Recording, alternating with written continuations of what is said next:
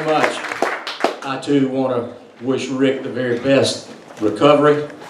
If anything happens to you while this meeting is going on, the Democrats are going to blame me for it, so please don't let anything happen to you.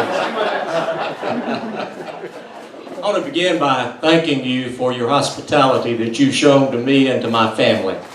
Sandra has been here reading, as she has done in all 181 school districts in the state of Georgia, reading to young children. And just recently, I believe, was with one of your groups of ladies celebrating Mother's Day. Last year celebrating the Mother's Day time. And I appreciate the hospitality that you've shown to her. And I suppose I should say on behalf of our youngest daughter, thank you for your gracious attendance at her Patsy Cline concert that she had, one of the better venues that she has had on that tour as she's gone all across the country. First of all, I would like to also say thank you for so many of you who are incumbents, who are here today, to those of you who are seeking office, and for those of you who are spokesmen for those who are seeking office, but especially to the other 6 of you who came this morning.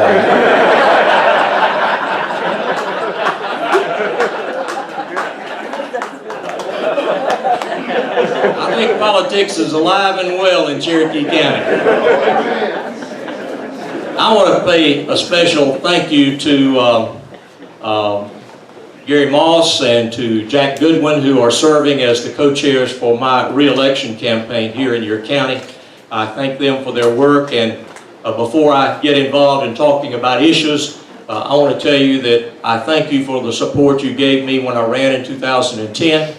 Many of you were very, very involved in our campaign, and I don't forget that. And also for the support you've given me during these now not quite 3.5 years that I've had the honor of serving as governor, and to ask you for your vote in the primary. It is coming up on May the 20th, and I think we probably all know that, but there is a great educational effort that I believe still has to be done with the public at large. We're accustomed to having voted the 3rd week in July in primaries. You probably have heard the reasons for the change. I'll quickly summarize it for you.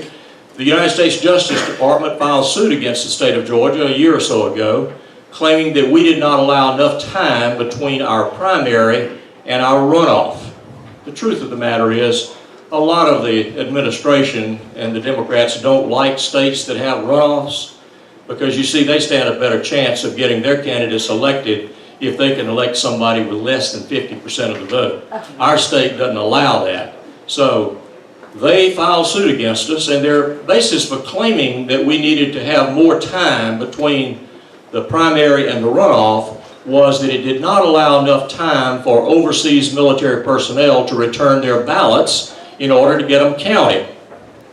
Well, I asked the logical question, how many ballots from military veterans from overseas were returned after the 3-week period and therefore did not get counted?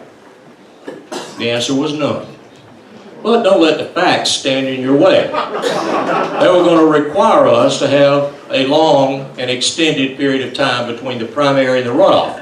The initial intention was to tack it on at the end of the 3rd of July primary, to tack an additional almost 2 months onto that, which would what? Put you very, very close to the November elections before you ever knew who the Republican candidate was going to be. Now, it would technically apply to the Democrats, but as you have seen, they have a very good way of handpicking who their candidates are going to be in advance, and primaries, and especially runoff and primaries, are not a concern for them. I asked them to ask the judge if he would consider putting it on the front end rather than the back end. He agreed to do that. The net result of that was that he set for federal primaries, he set May the 20th. And obviously, we don't want to have 2 sets of primaries. It's confusing enough to get people to the polls now. So the General Assembly, as their first order of business, passed statutes to change it to reconcile so that we will be, for federal and state elections, our primary will be on May the 20th. So as you see, that's 2 months earlier than people are normally accustomed to. So be sure that people are not thinking they've got till the middle of the summer to go to the polls. They don't. It's going to be May the 20th. So you help me get the word out on that one. I'm going to try to be very brief, and I'm going to sign a bill here in just a minute, and it's sort of going to be a culmination of what I think Republicans are about. And that is putting principles and philosophy into practice. We've been through some difficult economic times, and many of you in this room have felt those difficulties on a personal level. Cherokee County, I know, has felt it at a very close local level, because as one of the fastest growing counties in the state of Georgia, people were building houses, people were building subdivisions, they were building commercial properties, and when the economy came to a halt, it was not gradual, it was sudden and dramatic. And the result was that we saw people lose their homes, we saw developers lose everything they had because they had no way to adjust to it.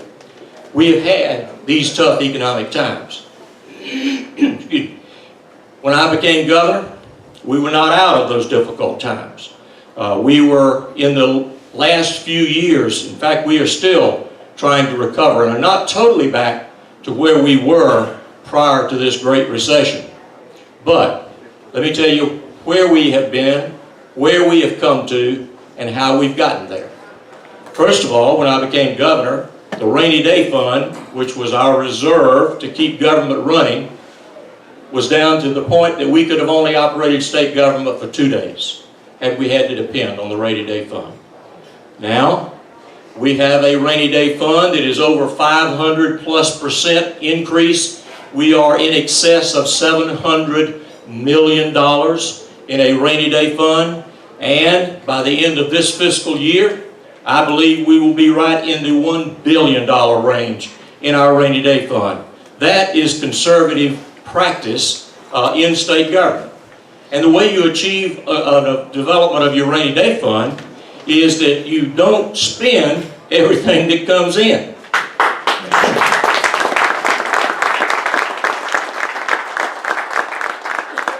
It starts with the governor's revenue estimate. It is that revenue estimate of how much revenue do you anticipate for the next fiscal year is going to come in, and the General Assembly operates off of that and takes the budget recommendations, adds their own to it, and we budget, here again, very conservatively. Let me give you a pretty good idea of where we are. We are now, as of just the last week, we have calculated the revenue for the month of March of this year. On a comparison of the month of March of 2014 compared with the month of March of 2013, we have seen a 12.3% increase in revenue. Now, folks, that is exceptionally good news. And since that is the last month and we only have 3 more months to go in our fiscal year, we are 5.4% in revenue growth this year above the same time frame last year. Now, it is that difference, and we budgeted at only about a 4.1% growth. So if we maintain that difference between what we budgeted for and what we actually receive will go into our rainy day fund. And that's, I think, the appropriate way for it to go. That's what the law calls for, and we should all be very proud to say we have not had to do what other states did. You know what other states did, many of them? When the hard times hit, they said, oh, you know, we can't do anything without the amount of money we were accustomed to receiving. And they immediately started the process of raising their taxes on their citizens. You know what's happening in those states that have taken that approach? Their businesses are packing up and leaving and coming to places like Georgia. And that's good news.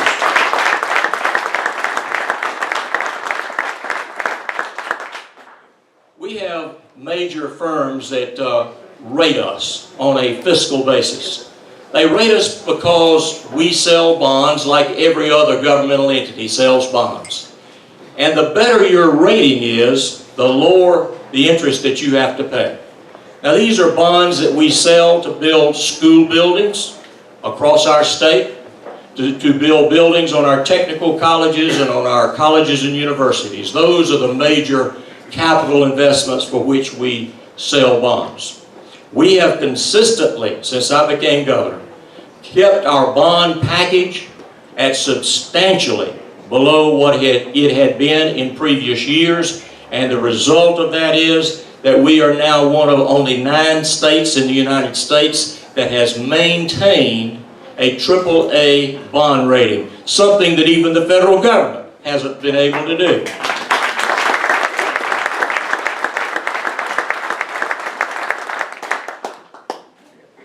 But one of the challenges that Democrats want to put on our back is the allegation that we can't govern. That's exactly what they claim, is that Republicans can't govern. And they point to a variety of reasons why they think we can't govern. One is they say we'd rather fight with each other than to take them on. Well, I guess my challenge on that point is, for those of us who do know that the primary is not the end of the road this year, let's make sure that we get together on whoever our candidate happens to be, because the Democrats are already together on who their candidates are going to be, and they're hoping that we fight so much with each other that some of us stay home and they'll get elected. We cannot afford to have that happen in Georgia. If you want conservative principles to remain in place, as I believe I have put in place in state government, then we have to retain the power and the authority to do so.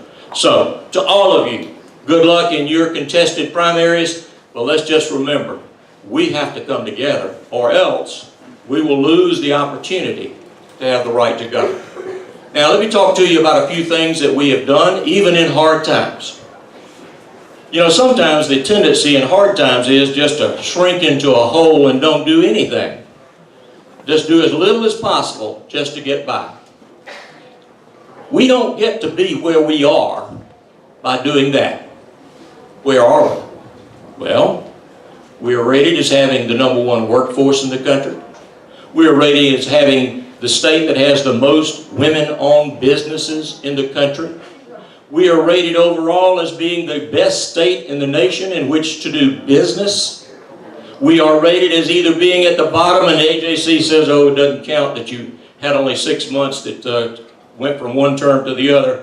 But the Tax Council still rates us, the Tax Foundation rather, still rates us as having one of the lowest burdens of taxes on our citizens of any state in the United States. Now, how do you do all of that and still continue to grow? And we have grown. By the Labor Department statistics, we have added approximately 235,000 private sector jobs in less than 3.5 years since I became governor. I think that is a great private record, quite frankly.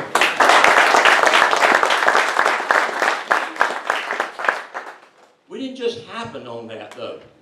It took deliberate, conservative approaches to government.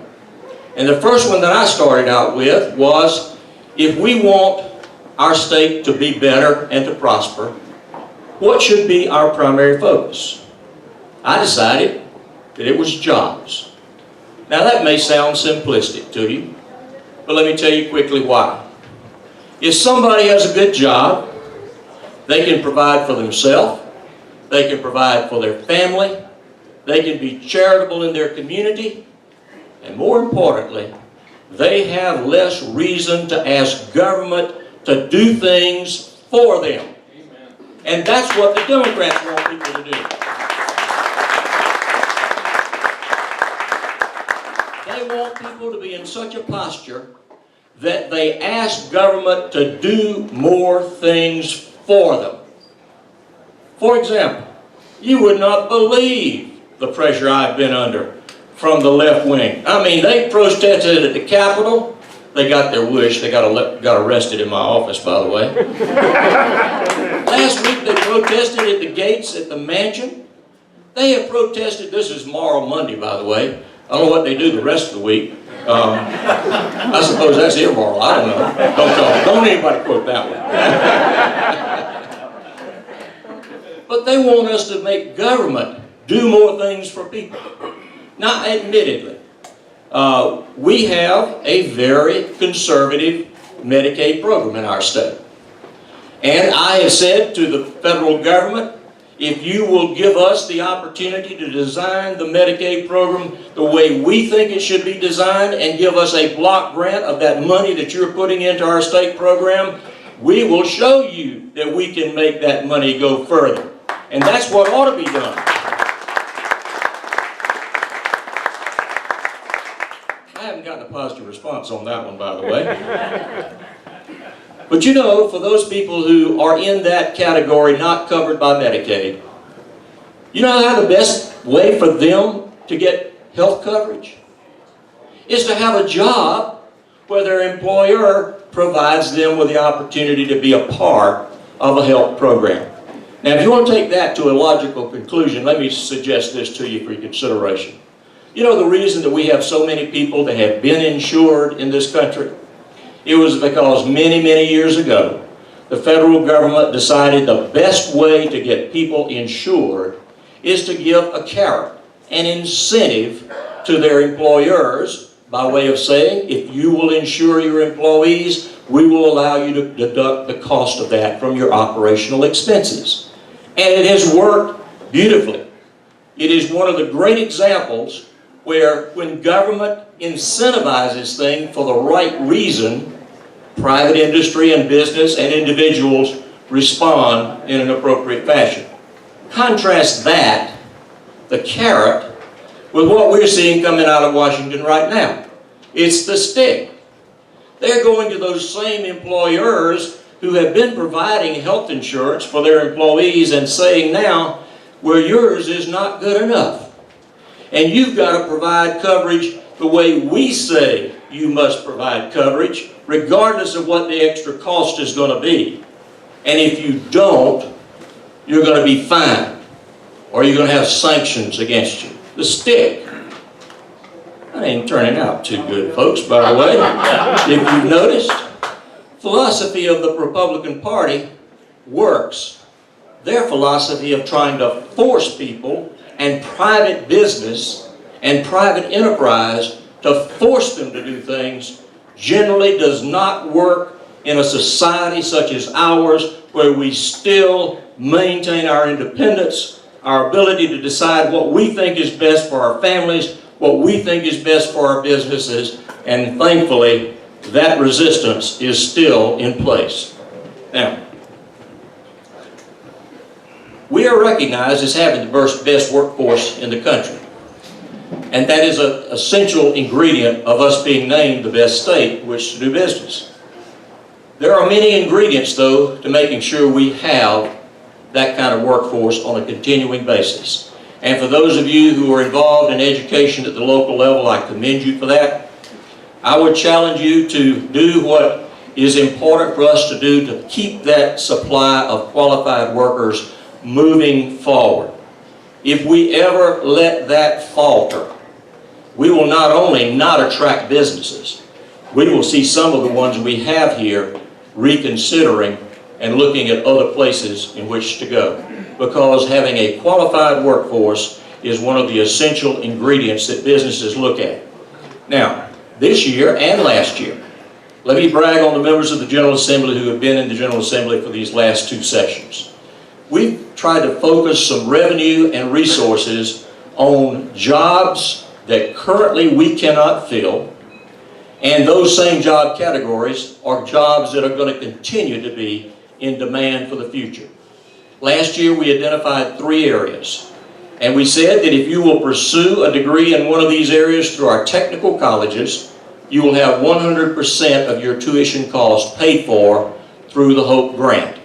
Last year it was CDL licenses, long-distance truck drivers. We have a shortage right now. We can't fill those. Imagine what it's going to be when we get the Port of Savannah deepened as to the volume that's going to come out with those large vessels when they start coming into Savannah. That demand is going to continue to grow.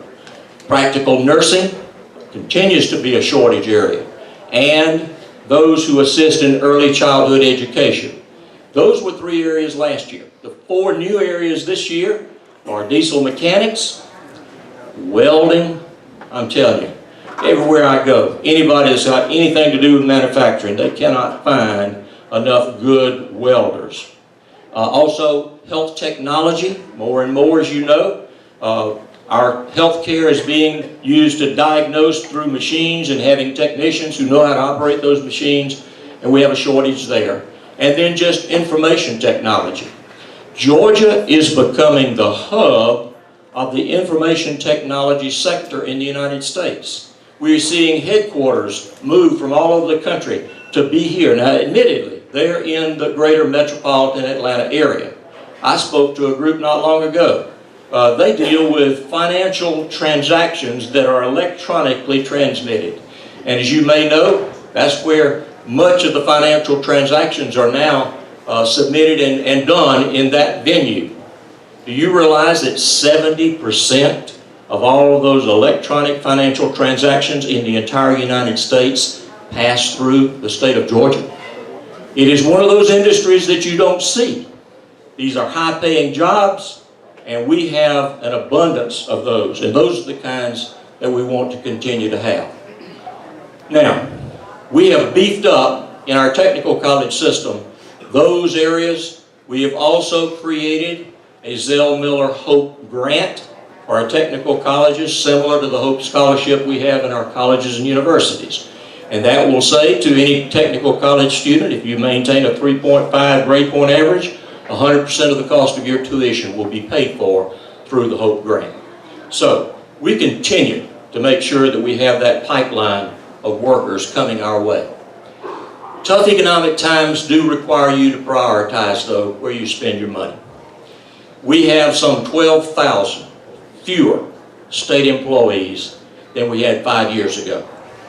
So if you believe in downsizing state government, folks, we've done it. And we've done it in areas where we felt like it was appropriate to do it.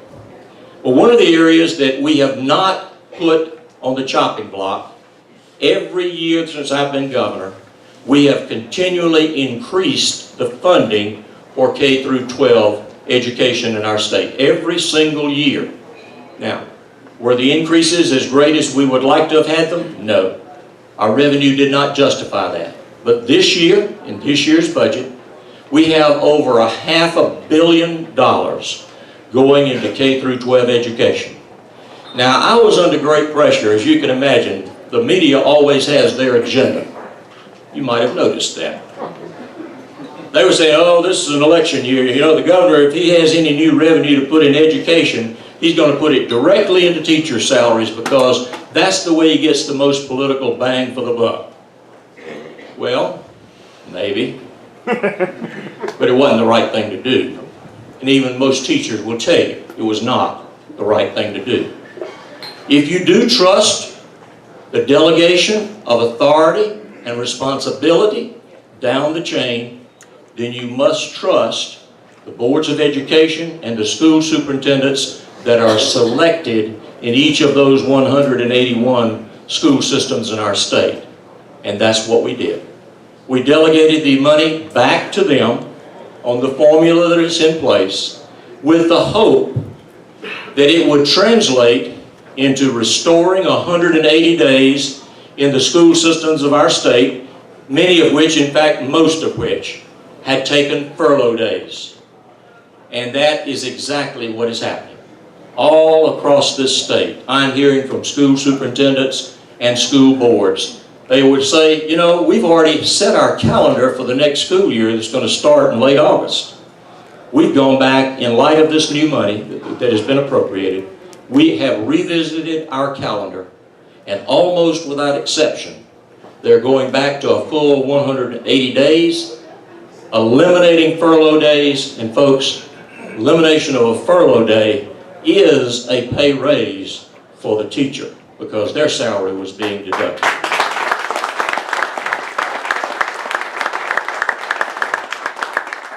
So, I think we are on firm footing there. Is the challenge over with? No, not by a long shot. We still have to go into a very detailed examination of the way we fund public education in this state. And that is an agenda item that I hope we'll be able to take up in serious detail during this next session of the General Assembly. There may be better ways of doing it. I think educators themselves would tell us that there are things that need to be fixed and put into a better perspective. And that's what we look forward to having the opportunity to do that. Now, I want to talk to you briefly, and I'll conclude with this one. There are several things that Georgia has done exceptionally well. But when I became governor, I looked at the fact that we were spending about $1.2 billion of your tax revenue on a Department of Corrections. Our state, like many states, had taken the approach that if someone violates the law in whatever fashion, let's just lock them up, forget about them, and don't worry about the consequences. Well, that doesn't keep you safer, and it certainly doesn't work financially. We were the 10th largest state by population, but we had the 4th largest prison population. I quite honestly don't think we're that much meaner than anybody in these other states. But what was happening was this. When we started analyzing who our prison population was made up of, we found that a vast majority of them were classified as non-violent, and yet they're in our prison system. That doesn't quite seem to fit, does it?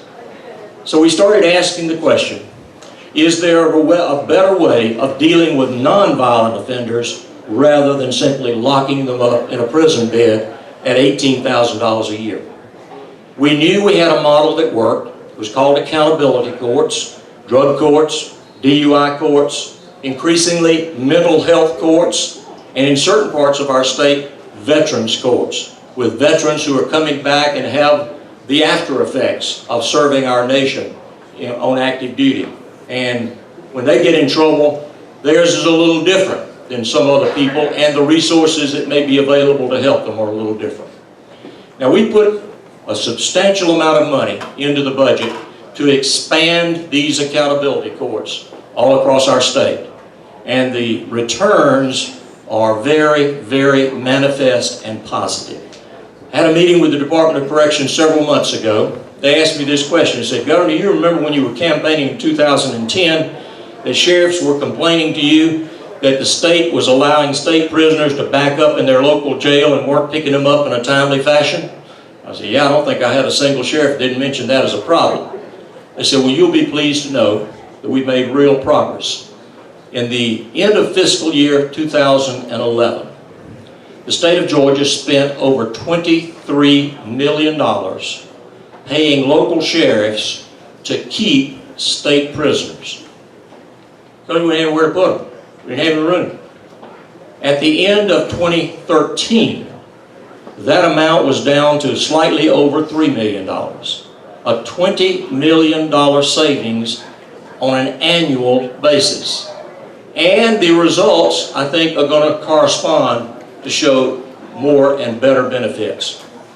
We took on the second year juvenile justice reform. If you think that 1 out of every 3 adults coming back in our system within 3 years from the time they're paroled is bad, try in our juvenile system, 1 out of every 2 is coming back within 3 years. And sometimes, and most times, they come back as adult offenders rather than juveniles. We took the same approach, put money in the budget for community-based alternatives so that they did not have to hear the lock of a door behind them in a juvenile detention facility. We think the results will be similar to what we're seeing in the adult community, and I think it will be positive. If we can turn people around on the front end, rather than trying to deal with them on the back end, it is not only less expensive, but it is more beneficial to keep them being taxpayers rather than being subsidized by your tax dollars. Now, the third leg of the stool this year is, and by the way, those first 2 measures, which were voted on in 2 separate years, were passed unanimously by the House and the Senate.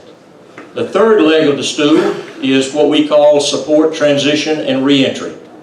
And that is the majority of the 60,000 people who are in our prison system are going to come out at some point in time. They're going to be paroled. That's the nature of the system. They don't have an indeterminate, long-distance, unending sentence. Some of them have very long sentences. But some point in time, they're going to come out. 70% of our inmates do not have a high school diploma or a GED. Now, you've been in prison for a substantial period of time and you still don't have a high school diploma or a GED, and you go back on the streets and you try to find a job, what do you think your likelihood of success is going to be? Not very good. No wonder 1 out of every 3 comes back in 3 years. Quite honestly, it's surprising more of them don't come back during that period of time. So we're going to attack it on 2 fronts. One is we're going to try to improve the education level while we have them in our clutches and in our system. You know, they may have decided that they wanted to drop out of high school and had the opportunity to do so, and therefore didn't get a high school diploma because nobody made them go to school.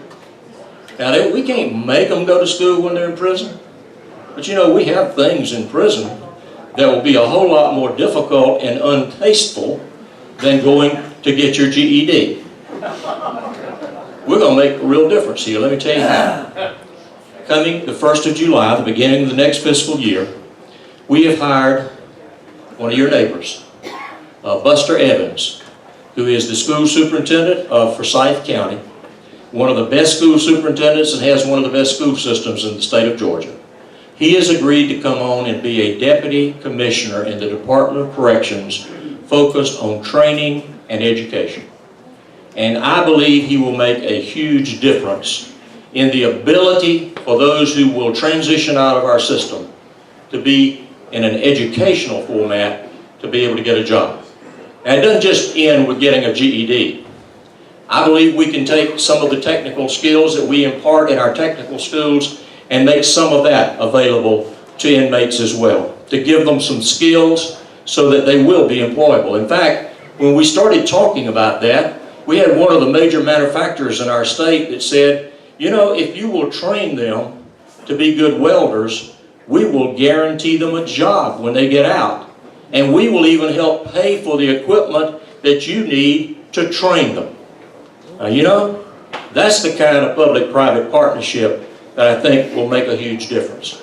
Because the reality is this: when they get out of prison, the most likely place they're going to go to is the community in which they got in trouble in the first place. So if you think somebody who's been sent away into our prison system is going to be safer for your community when they come back after serving many years in prison with still no skills, no ability to get a job, that's not common sense, folks.